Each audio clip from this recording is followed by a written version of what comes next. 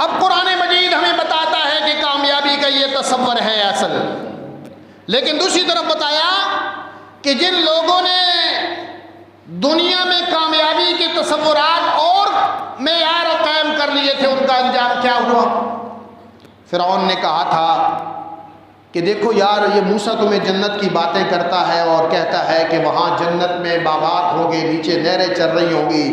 اس بے ایمان نے دریائے نیل کے کنارے اپنا محل بنوایا تھا، نیچے دریا چل رہا، کہنے کا ہاذل انہار تجری من تحتی، یہ دیکھ نہیں رہے ہو میرے قدموں کے نیچے یہ دریا چل رہا ہے، یہی جنت ہے۔ یہ معاذ اللہ موسیٰ تمہیں ویسے ہی دھوکے دینے کی باتیں کرتا ہے۔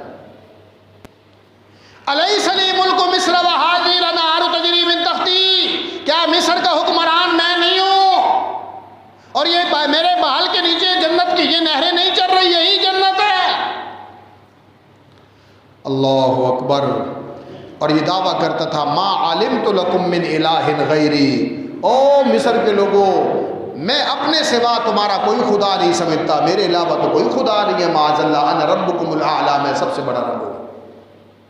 تو قرآن کیا کہتا ہے؟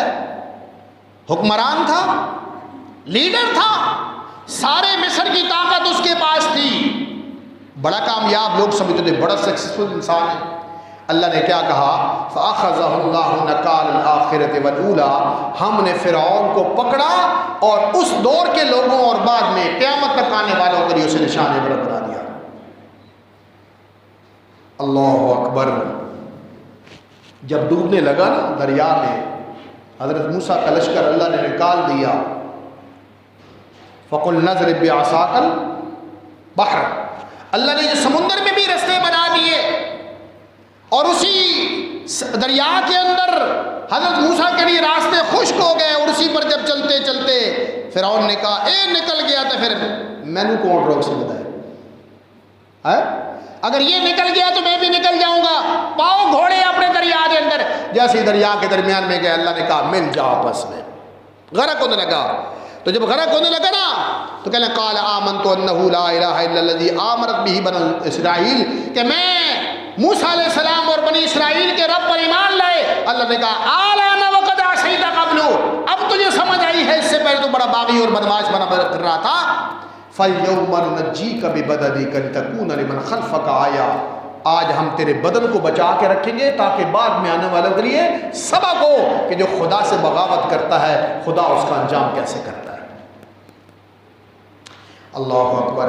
قرآن کی اس آیت کو دیکھ کر ایک بہت بڑا سائنسدان تھا غیر مسلم، اس نے قرآن کی یہ آیت پڑھی اور پھر جا کر فرعون کی لاش کا معائنہ کیا، ریسرچ کی، اور تقریباً حضرت موسیٰ علیہ السلام کا زمانہ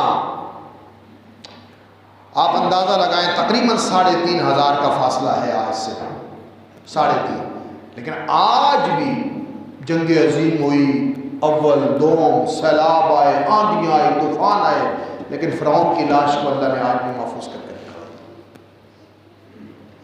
اس بات کو کہ قرآن کے اس دعوے کو کہ اللہ نے کہا کہ آج ہم تمہارا بدن بچا کے رکھیں گے تاکہ قیامت تک آنے والوں کے لیے یہ اعلان ہو کہ جو خدا کے مقابلے میں خدائی کا اعلان کرتا ہے اللہ اس کا انجام کیسے کرتا ہے آج، اور میں سمجھتا ہوں قیامت تک، جب تک قیامت کا سورج نہیں نکلتا تب تک اللہ تعالیٰ فرعون کی لاش کو بچا کے رکھے گا، چاہے کچھ بھی ہو جائے۔ قرآن میں ہے، اور قرآن کی اس آیت کو پڑھ کر تو انہوں نے پھر ریسرچ کیا، گورے ریسرچ کرتے ہیں نا، تو اس نے ریسرچ کرنے کے بعد اس حقیقت پر پہنچا واقعتاً یہ لاش دریا کے اندر سے باہر پھینکی گئی ہے، اس کی باڈی میں وہ ذرات تھے، دریا کے پانی کے اثرات تھے۔ اس چیز پر وہ ریسرچ کرتے کرتے آخر میں کہا اشہد ان لا الہ الا اللہ واشہد